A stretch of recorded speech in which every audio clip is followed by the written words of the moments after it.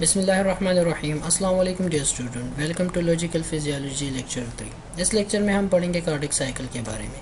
Cardiac cycle की definitions को अगर आप लोग देखें ना, तो कार्डिक साइकिल को डिफाइन हम कैसे करते हैं कि एक हार्ट बीट में जितने भी इवेंट्स होते हैं कार्डिक में, हार्ट में, उसे हम क्या कहते हैं, कार्डिक साइकिल। या सेकंड डिफिनीशन ऐसे हम कर सकते हैं कि कार्डिक साइकिल बराबर होता है सिस्टोल प्लस डायस्टोल के। सिस्टोल का मतलब है कॉन्ट्रैक्शन और डायस्टोल का मतलब है रिलैक्सेशन। किस चीज़ का सिस्टोल और डायस्टोल? फॉर एग्जांपल एट्रिया और वेंट्रिकल्स है ना, तो एट्रिया के एक सिस्टोल से, एट्रिया के सिस्टोल से या कॉन्ट्रैक्शन के स्टार्ट से लेके दोबारा जब एट्रिया कॉन्ट्रैक्ट होगा ना, दोबारा जब एट्रिया कॉन्ट्रैक्ट होगा वहां तक जितने भी कार्डिक इवेंट्स होंगे उसे हम क्या कहते हैं, कार्डिक साइकिल। अब जो भी चेम्बर कॉन्ट्रैक्ट होगा, चाहे एट्रिया कॉन्ट्रैक्ट होगा या चाहे वेंट्रिकल कॉन्ट्रैक्ट होगा, तो कॉन्ट्रैक्शन का मतलब यह है कि उस चेम्बर से, एट्रिया या वेंट्रिकल से ब्लड एजेक्ट होगा, ब्लड बाहर जाएगा, कहीं पे भी नहीं जाएगा, बाहर जाएगा, वेसल्स में जाएगा, कहीं पे भी, लेकिन उस चेम्बर से आप लोग का ब्लड क्या होगा, एजेक्ट होगा। रिलैक्सेशन का मतलब क्या है कि किसी भी चेम्बर में जब वो रिलैक्स होगा तो उसका मतलब है कि उस चेम्बर में ब्लड आएगा, फिलिंग होगी उस चेम्बर की। ये मुख्तलिफ इवेंट्स होते हैं कार्डिक साइकिल में, एक बाय एक हम पढ़ेंगे। फर्स्ट ऑफ ऑल जो इवेंट्स आता है ना कार्डिक साइकिल में, स्टार्ट लेते हैं एट्रियल सिस्टोल से। एट्रियल सिस्टोल का मतलब यह है कि एट्रिया कॉन्ट्रैक्ट होंगे, दोनों एट्रिया एक साथ कॉन्ट्रैक्ट होते हैं, दोनों एट्रिया एक साथ रिलैक्स होते हैं। इसी तरह दोनों वेंट्रिकल एक साथ कॉन्ट्रैक्ट होते हैं, दोनों वेंट्रिकल एक साथ रिलैक्स होते हैं। जब भी एट्रिया कॉन्ट्रैक्ट होता है उससे पहले ही आप लोगों के वेंट्रिकल में 90% ब्लड आ चुका होता है। एट्रिया जैसे ही कॉन्ट्रैक्ट होता है ओनली 10% ब्लड जो है वो एट्रिया से वेंट्रिकल में चला जाता है। अब एट्रियल सिस्टोल के दौरान क्या होता है कि आप लोगों के यहाँ पे एट्रियो वेंट्रिकुलर वेल्व होते हैं। आप लोगों को मैंने पढ़ाया था कि कितने वेल्व होते हैं हार्ट में, 4 वेल्व होते हैं। तो जो एट्रियो वेंट्रिकुलर वाल्व है, राइट एट्रियो वेंट्रिकल के बीच और लेफ्ट वेंट्रिकल एट्रियो वेंट्रिकल के बीच, वो वाल्व ओपन होते हैं, वो ओपन होते हैं। तो एट्रिया जैसे ही कॉन्ट्रैक्ट करता है तो एट्रिया से सारा का सारा ब्लड कहाँ जाता है, 10% ब्लड जो है वो कहाँ आ जाता है, वेंट्रिकल्स में। बाकी 90% ब्लड एट्रियल सिस्टोल से पहले ही आप लोग के वेंट्रिकल में आ चुका होता है। अब एट्रिया जैसे ही कॉन्ट्रैक्ट करता है नीचे ब्लड आ जाता है। अब वेंट्रिकल से ब्लड नहीं जाता बाहर एओर्टा से, एओर्टा में, क्योंकि वहाँ पे एओर्टिक वाल्व और यहाँ पे पल्मोनरी वाल्व, राइट साइड पे और लेफ्ट साइड पे दोनों वेल्व जो है वो क्लोज होते हैं, तो आप लोग के वेंट्रिकल से ब्लड बाहर नहीं जा सकता। जैसे ही एट्रियल सिस्टोल हो जाता है तो 100% ब्लड वेंट्रिकल में आ जाता है। तो अब वेंट्रिकल पूरा का पूरा फिल हो जाता है। जैसे ही वो पूरा का पूरा फिल हो जाता है तो अब वेंट्रिकल क्या करेगा, इस पूरे के पूरे ब्लड को इजेक्ट करेगा, ठीक है, बाहर इजेक्ट करेगा। तो इजेक्शन के लिए क्या जरूरी है, कॉन्ट्रैक्शन। तो अब कॉन्ट्रैक्शन, वेंट्रिकुलर कॉन्ट्रैक्शन का फेज स्टार्ट हो जाएगा। जैसे ही वेंट्रिकुलर कॉन्ट्रैक्शन का फेज स्टार्ट होता है उसमें सबसे पहले पीरियड जो होता है उसे हम क्या कहते हैं, आइसोवॉल्यूमेट्रिक कॉन्ट्रैक्शन या आइसोमेट्रिक कॉन्ट्रैक्शन। आइसोमेट्रिक कॉन्ट्रैक्शन में क्या होता है कि आप लोग के वेंट्रिकल में सारा का सारा ब्लड आ जाता है। अब ये ना ही ब्लड को बाहर मतलब एजेक्ट करता है, ना ही एट्रिया में बेचता है, और ना ही एट्रिया से नीचे ब्लड आता है। वेंट्रिकल्स में ही सारा का सारा ब्लड ट्रैप हो जाता है, ठीक है। सिर्फ और सिर्फ वेंट्रिकल का प्रेशर बढ़ जाता है, क्योंकि यहाँ पे जो वेंट्रिकल है वो कॉन्ट्रैक्शन स्टार्ट हो जाती है उसमें, ठीक है। वेंट्रिकुलर कॉन्ट्रैक्शन स्टार्ट हो जाती है, लेकिन वॉल्यूम ऑफ ब्लड ना ही एजेक्ट होता है और ना ही रिसीव होता है एट्रिया से। तो वो फेज वेंट्रिकुलर कॉन्ट्रैक्शन के, जिसमें कॉन्ट्रैक्शन तो स्टार्ट हो जाती है लेकिन वॉल्यूम ऑफ ब्लड ना ही वेंट्रिकल्स में आता है ना ही वेंट्रिकल से इजेक्ट होता है, उस फेज को हम क्या कहते हैं, आइसोवॉल्यूमेट्रिक वेंट्रिकुलर कॉन्ट्रैक्शन फेज, ठीक है। इस फेज में क्या होता है कि चारों के चारों वाल्व, एट्रियो वेंट्रिकुलर वाल्व दोनों और सेमिलुनर वाल्व क्लोज होते हैं। सिर्फ चेंजेस क्या आती है कि वेंट्रिकुलर प्रेशर थोड़ा सा इंक्रीज हो जाता है, ठीक है। वॉल्यूम ऑफ ब्लड क्या होता है, सेम होता है, ना ही वेंट्रिकल से जाता है ना ही वेंट्रिकल में आता है कहीं से, सिर्फ और सिर्फ कॉन्ट्रैक्शन की बिगिनिंग हो जाती है। सेकेंड फेज आता है आप लोगों का एजेक्शन फेज। एजेक्शन फेज में क्या होता है कि आप लोगों का ब्लड वेंट्रिकल से सारा का सारा ब्लड क्या हो जाता है, इजेक्ट हो जाता है। अब ये 2 किस्म के स्टेजेस पे मुश्तमिल है। एक को हम कहते हैं फास्ट या रैपिड एजेक्शन पीरियड, सेकंड को हम कहते हैं स्लो एजेक्शन पीरियड या सेकंड स्टेज ऑफ एजेक्शन पीरियड।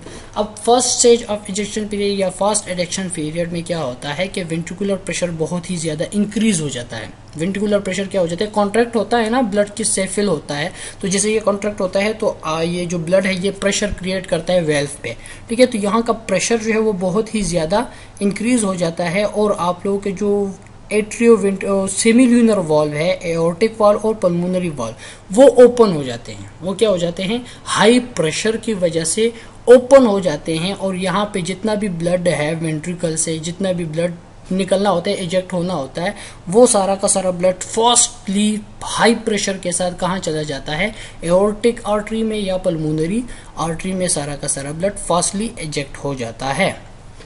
तो ये है फर्स्ट स्टेज ऑफ एजेक्शन पीरियड। इस स्टेज में क्या होता है कि आप लोग के जो एट्रियो वेंट्रिकुलर वॉल्व होते हैं वो क्लोज होते हैं, सिर्फ एओर्टिक वॉल्व लेफ्ट साइड पे और पल्मोनरी वॉल्व जो है वो लेफ्ट साइड पे ओपन हो जाता है और सारा का सारा राइट और वेंट्रिकल का ब्लड क्या हो जाता है, एजेक्ट होता है दोनों आर्टरीज में। सेकंड फेज सेम ही है, एजेक्ट होता है, लेकिन पहले में चूंकि ब्लड ज्यादा होता है, 100% ब्लड होता है, तो उस फेज में फास्टली एजेक्ट हो जाता है। फिर जब खाली हो जाता है, बहुत ज्यादा निकल जाता है, तो आराम आराम स्लोली जो है वो बाकी का ब्लड भी क्या हो जाता है, एजेक्ट हो जाता है, ठीक है।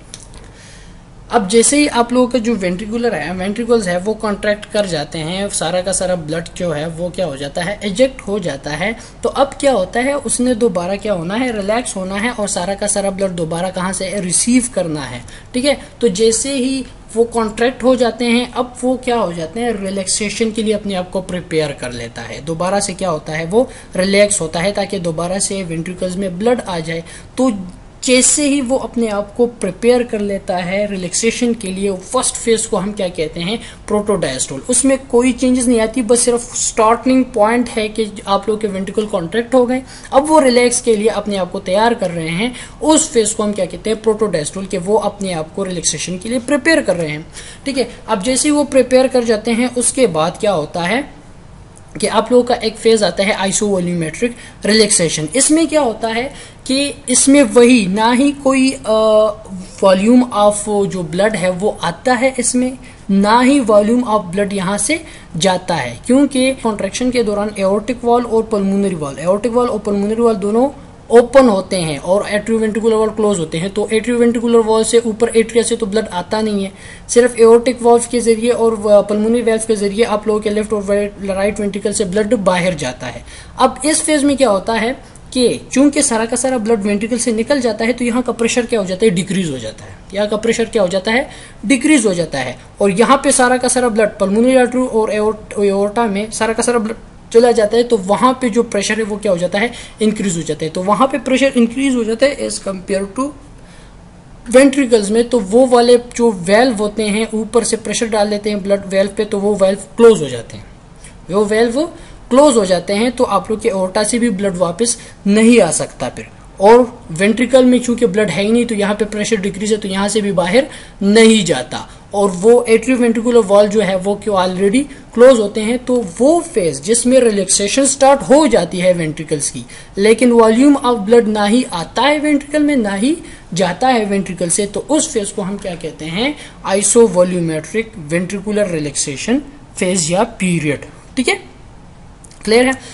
अच्छा, अब जैसे ही वो रिलैक्सेशन के लिए प्रिपेयर कर लेता है अपने आप को, अब क्या होगा, इसमें ब्लड आएगा। तो ब्लड दो तरीकों से आते हैं फिर वेंट्रिकल में। एक रैपिड फिलिंग फेज होती है, रैपिडली आता है आप लोगों के वेंट्रिकल में ब्लड, और एक स्लो फिलिंग फेज होती है, उसे हम क्या कहते हैं, डायस्टेसिस। तो फर्स्ट रैपिड फिलिंग फेज में क्या होता है कि आप लोगों के वेंट्रिकल एट्रिया में लेफ्ट एट्रियम और राइट एट्रियम में ब्लड जमा होता जाता है। जब आप लोग के वेंट्रिकल कॉन्ट्रैक्ट होते हैं ना, तो एट्रिया क्या हो जाते हैं, रिलैक्स होते हैं, उसमें ब्लड आता है। तो ये सारा का सारा एट्रिया जो है उसमें ब्लड मौजूद होता है। जैसे ही आइसोवॉल्यूमेट्रिक रिलैक्सेशन फेज खत्म हो जाता है, तो यहाँ पे बहुत ही ज्यादा ब्लड जमा होता है राइट एट्रियम और लेफ्ट एट्रियम में, ठीक है। तो वहां का pressure as compare to ventricular pressure ज्यादा होता है। तो ये वाल्व एट्रियो वेंट्रिकुलर वाल्व जो होते हैं वो ओपन हो जाते हैं, वो क्या हो जाते हैं, ओपन हो जाते हैं, और सारा का सारा ब्लड जो है वो लेफ्ट एट्रियम और राइट एट्रियम से कहाँ आ जाता है, वेंट्रिकल्स में। ठीक है, फास्टली, ठीक है। सारा का सारा ब्लड कहाँ जाता है, वेंट्रिकल्स में। रैपिड फिलिंग फेज में 70% ब्लड जो है वो एट्रिया से वेंट्रिकल्स में आता है। अब स्लो फिलिंग फेज में क्या होता है, स्लो फिलिंग फेज में ये होता है कि पहले यहाँ पे जो ब्लड जमा था, लेफ्ट एट्रियम और राइट एट्रियम में जो ब्लड जमा था, वो सारा का सारा ब्लड कहाँ आ जाता है, लेफ्ट वेंट्रिकल और राइट वेंट्रिकल्स में।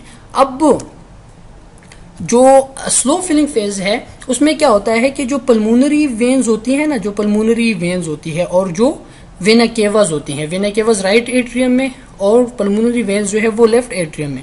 अब वहां से ब्लड आता है आप लोग के एट्रियम्स में, तो एट्रियम से में जो फिल ब्लड था वो फास्ट फिलिंग फेज से सारा का सारा आ जाता है वेंट्रिकल्स में।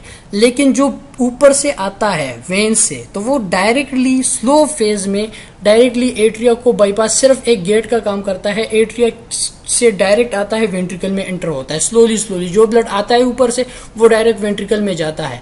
इस फेज को हम क्या कहते हैं, स्लो फिलिंग फेज या डायास्टेसिस, ठीक है। अब डायास्टेसिस के बाद दोबारा आप लोगों का वेंट्रिकल क्या होगा, एट्रिया क्या होगा, कॉन्ट्रैक्ट होगा। 70% ब्लड जो है वो स्लो रैपिड फिलिंग फेज से वेंट्रिकल्स में आ जाते हैं और 20% ब्लड जो है वो स्लो फिलिंग फेज से आ जाता है आप लोग के वेंट्रिकल्स में। अब सिर्फ बाकी 10% जो ब्लड है वो दोबारा से क्या होगा, एट्रिया कॉन्ट्रैक्ट करेंगे तो सारा का सारा 10% जो ब्लड है वो कहाँ आ जाएगा, आप लोगों के वेंट्रिकल्स में आ जाएगा। 100% ब्लड जो है वो एट्रिया से वेंट्रिकल्स में आ जाएगा। अब दोबारा से कौन सा फेज स्टार्ट होगा, वही आइसोवॉल्यूमेट्रिक कॉन्ट्रैक्शन का फेज स्टार्ट होगा और ये साइकिल फिर इस तरह चलता रहता है, ठीक है। ये सारा का सारा आप लोगों का ओवरव्यू है। Left side of the heart दिखाया गया है कि एट्रियल कॉन्ट्रैक्शन से पहले ही 80% to 90% ब्लड जो है वो वेंट्रिकल में मौजूद होता है। जैसे ही एट्रिया कॉन्ट्रैक्ट होता है ओनली 10% ब्लड जो है वो वेंट्रिकल्स में आ जाता है। जैसे ही वेंट्रिकल्स फुल हो जाता है तो यहाँ का प्रेशर इंक्रीज होता है और यहाँ का प्रेशर की इंक्रीज की वजह से ये वाल जो वो है एट्रियोवेंट्रिकुलर वॉल्व है ये क्लोज हो जाते हैं, ठीक है। और एओर्टिक वाल्व वैसे ही क्लोज होता है क्योंकि वहां पे प्रेशर इंक्रीज होता है, यहाँ पे प्रेशर इतना इंक्रीज नहीं होता। जैसे उस फेज को हम क्या कहते हैं, आइसोवॉल्यूमेट्रिक कॉन्ट्रैक्शन फेज, क्योंकि वॉल्यूम ऑफ ब्लड ना ही आता है एट्रिया से ना ही वेंट्रिकल से निकलता है, सिर्फ कॉन्ट्रैक्शन स्टार्ट होती है, इसीलिए हम इसे क्या कहते हैं, आइसोवॉल्यूमेट्रिक कॉन्ट्रैक्शन फेज ऑफ वेंट्रिकल, ठीक है। अब जैसे ही यहाँ पे कॉन्ट्रैक्शन होती रहती है तो बहुत ही ज्यादा कॉन्ट्रैक्शन की वजह से फोर्स बहुत ही ज्यादा इंक्रीज हो जाता है, प्रेशर यहाँ पे बहुत ही ज्यादा इंक्रीज हो जाता है, तो यहाँ पे एओर्टिक वाल्व ओपन हो जाता है। एओर्टिक वाल्व ओपन की वजह से सारा का सारा ब्लड जो वेंट्रिकल में है वो रैपिड इजेक्शन से एओर्टा में इजेक्ट हो जाता है, ठीक है। तो 80% ब्लड जो है वो कहाँ इजेक्ट हो जाता है, रैपिड इजेक्शन फेज के जरिए 80% ब्लड सारा का सारा इजेक्ट हो जाता है एओर्टा में। ओनली 20 to 30% जो ब्लड है वो कहाँ स्लो इजेक्शन फेज के जरिए एओर्टा में इजेक्ट हो जाता है। जैसे ही इजेक्शन हो जाती है वेंट्रिकल्स खाली हो जाते हैं, अब वेंट्रिकुलर फिलिंग की टाइम आ जाता है, दोबारा से वो फिल होगा। तो दोबारा फिलिंग के लिए जब ये रेडी होता है, अपने आप को रेडी करता है, तो उसे हम क्या कहते हैं, प्रोटोडायस्टोल फेज।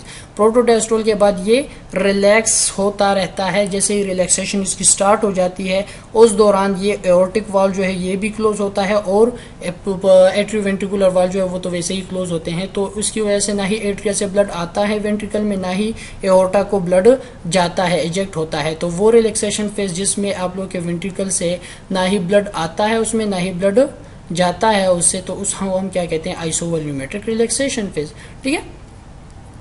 थर्ड फेज जो है आइसोवॉल्यूमेट्रिक रिलैक्सेशन फेज के बाद आप लोगों की जो फिलिंग होती है वेंट्रिकल्स की, तो फिलिंग कैसे होती है कि एट्रिया में सारा का सारा ब्लड जमा होता है, तो जैसे ही वो रिलैक्स होता है तो वहाँ पे प्रेशर डिक्रीज होता है, एट्रिया में प्रेशर इंक्रीज होता जाता है।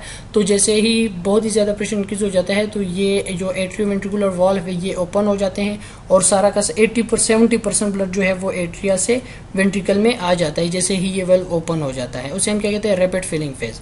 फिर 70% ब्लड के आने के बाद ओनली 20% ब्लड जो है वो एट्रिया से वेंट्रिकल में आता है थ्रू डायस्टेसिस। कैसे आता है कि यहाँ पे वेल्व ओपन होते हैं, वेन्स होते हैं, पल्मोनरी वेन्स, और राइट साइड पे जो है वो वेना केवा होते हैं।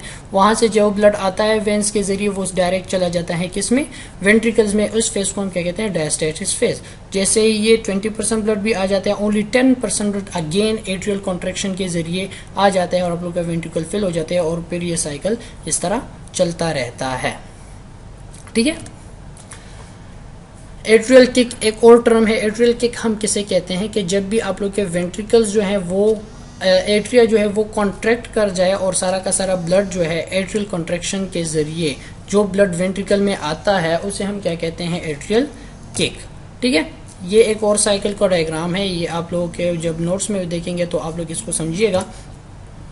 अब एक और चीज है कि हार्ट रेट जो है, हार्ट रेट ये इन्वर्सली प्रोपोर्शनल है कार्डिक साइकिल की। जितना ही आप लोग का हार्ट रेट इंक्रीज होगा इसका मतलब यह है कि आप लोग के कार्डिक साइकिल की ड्यूरेशन क्या हो जाएगी, डिक्रीज हो जाएगी। तो अब जितना ही हार्ट रेट को इंक्रीज करेंगे उतना ही कार्डिक साइकिल का ड्यूरेशन डिक्रीज होगा। ठीक है। ब्लड सप्लाई टू हार्ट जो है वो आप लोगों ने एनाटॉमी में पढ़ा होगा कि blood supply to the heart वो डायस्टोलिक फेज में इंक्रीज होता है एज कम्पेयर टू कॉन्ट्रैक्शन या सिस्टोलिक फेज में। उसकी वजह क्या होती है ये आप लोगों ने खुद ही देखना है। Thank you so much. ये है कार्डिक साइकिल का एक लेक्चर था। होपफुली आप लोगों को समझ आ गया होगा। अगर कोई क्वेश्चन है तो आप लोग मुझसे पूछ सकते हैं। Thank you.